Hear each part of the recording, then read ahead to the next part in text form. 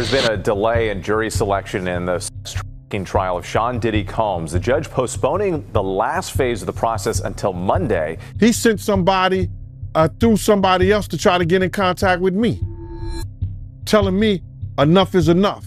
So literally just leaving the federal courthouse, lots happened today. The big thing is there is still no jury. Witnesses are missing and jurors are backing out. As Diddy's trial was just delayed, Diddy is allegedly coming after witnesses and is planning to sue his ex-bodyguard for speaking out against him. Cassie is set to testify against Diddy this week. And now reports are coming out that Cassie might need witness protection. Where did witness number 3 disappear? And why are jurors scared of speaking out against Diddy? Let's break it down. In the Sean Diddy Combs case almost complete, prosecutors are preparing for opening arguments on Monday. But they admit there's a snag. One of their key witnesses against the rapper appears to have gone missing. This comes as we learn that Combs' ex-girlfriend, who was seen on video being assaulted by the rapper, is pregnant. Here's Les Trent. Is a key witness in the Sean Diddy Combs trial backing out? Victim number 3, as she's called, was set to testify against the music mogul. The name of victim number 3 was going to be revealed when she took the stand, but the woman has apparently gone missing, and prosecutors say they've been unable to reach her. People just get nervous, and this person could just be nervous and just has had second thoughts. If the prosecutor can't find this witness, how might it affect the case? Look, I don't think it's going to have a tremendous effect. The prosecution is going to call a number of alleged victims. So look, this is just one less. Someone else is also getting cold feet. A juror sent an email to the judge asking to be removed from the panel for issues of personal well-being. Prosecutors have just revealed that victim. 3 is missing, and there are reports that Diddy has something to do with their alleged disappearance. Diddy has a habit of coming after people that speak out against him. And let's not forget that Diddy was constantly trying to contact and intimidate witnesses from within prison. Well, I mean, on the surface, if the prosecutor's claims are true, this seems like pretty much textbook witness tampering, right? I mean, it appears to be an effort to either, in some cases, intimidate witnesses from testifying against him, or there have been other reports of sort of inducing people to make statements in his defense. There was some allegation that in one instance this was a statement that he, in essence, dictated or drafted with a woman who made a statement that was attempting to rebut one of the accusers, I believe, in a civil case against him. I mean, witness tampering is bad. The things that Sean Combs is accused of are terrible. He pleads his innocence. The justice system will presumably work its way through. It is likely that there is some underlying truth to at least some of the allegations. There might be a lot of underlying truth to a lot of the allegations. There's probably some bandwagoning going on. We spoke to an attorney who's for one of the alleged victims of Diddy a few weeks ago. I believe Amber Nomiki and I did, and they said they had calls, they had information, they had people, hundreds of them, come forward. They're not going to represent all of them. They're, which ones have evidence that can be compelling. What are the best cases to bring that? I also saw a story in the New York Post. This is from a week ago, about Diddy stuff that I wanted to read the headline of. Woman claims she saw minors dressed as Harajuku Barbies at Sean Diddy Combs' FreakOFF parties, what he was describing there to Conan so many years ago. Said these were sex-fueled parties with what she initially thought were little people dressed as Japanese Barbies. And she said, this is her talking to TMZ, are those midgets? And she actually thinks they were kids dressed up in sexy. Oh, gross. So again, that's just from someone who provided this information to TMZ for a documentary. Yeah. But pretty disgusting. It is. No, that's. All records from the Metropolitan Detention Center where Diddy is being held show that Diddy was trying to pay off witnesses, and in one instance called a victim 200 times trying to intimidate and pay them. Off Diddy would call his family members and then ask them to add a victim or a witness to the call. This way it can't be tracked who Diddy was talking to. Gandil, Diddy's ex-bodyguard, also received a message from Diddy telling him to stop talking about him. And that enough is enough. And you read about Diddy's phone being tapped because news came out that his former bandmate from Dirty Money, she called the other group member Dunn 58 times trying to get her to stop the lawsuit against Diddy. She ain't the only one he was trying to get in contact with. You understand? He sent somebody through somebody else to try to get in contact with me, telling me enough is enough. Oh, okay. You tell Big Mama that enough is enough. You can't tell Wolf Mama enough is enough. You tell D Ferg Mama enough is enough. You understand? You tell all those people who supported you and they survivors, enough is enough. You didn't tell me about that. So he tried to get somebody to reach out to you? Now I got a phone call from Kirk Burroughs. And Kirk Burroughs, and I ain't gonna even give this guy no play. Not Kirk Burroughs, but one of the Puff dudes that I know that's real close to him said, Kirk told me, yo, he wanna reach out to you, Gene. He wanna speak to you. I said, speak to me for what? What do you want to speak to me for? If he's trying to speak to me, it's for Puff. Point blank. I know the dude. I know how close he is to Puff. He's been with Puff from day one. So he ain't got nothing to say to me, bro. But Kirk Burroughs did say to me that the dude said enough is enough. When do it becomes enough? This is relayed to me by Kirk Burroughs. This guy is like this with Diddy. You seen him on Drink Champs with him. You see him walking the streets in Miami with him, the whole 9 yards. So I'm saying to him, what does he want to talk to me for? He ain't got enough to say, he ain't got nothing to say to me. He said, yo, Gene, he said enough is enough. You know what I'm saying? Enough is enough to what? And I told Kirk Burroughs, I said, yo, if he want to, I said, he don't want to talk to me for himself. He want to talk to me for Diddy. And I ain't got nothing to say to him. He ain't said enough is enough to Wolf Mother when he cursed out and told her all kinds of shit. Did he say enough is enough to Big's mother? What do you mean enough is enough? And that's how that conversation went. How did you feel about it after you were done?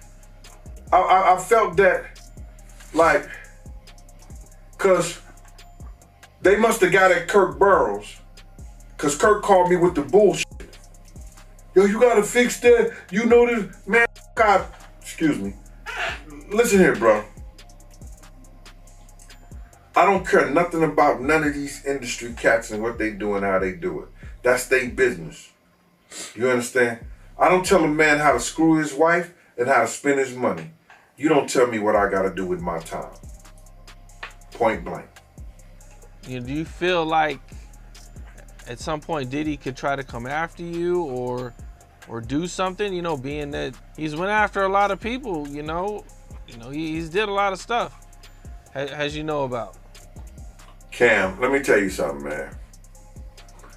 Gene Deal saw firsthand how Diddy was carrying out his abuse, and it was only after Diddy tried to drug his girlfriend did Gene realize that Diddy was too far gone. Gene tried to stop Diddy, but Diddy didn't care. A couple parties I seen and I knew that they were spiking drinks. My girl was at the New Year's party, right? I'm at the front door. I gotta make sure everybody got their passes and everything like that. So then my girl and her girlfriend is in the party. So they get bottles of champagne. You know what I'm saying? And I'm looking for them. After everybody comes, they close the door. So I'm going knocking in doors, looking at people. I'm looking for my kid's mother now. What the fuck, what's going on? And I'm getting hysterical. So I decided to go to the car, and I looked in the car. She was in the car asleep. She said, Gene, we started drinking the champagne, and I didn't feel good. And me and Debbie came here and went to sleep. And my whole thing about it is that Puff wasn't right what he did to people around us, man.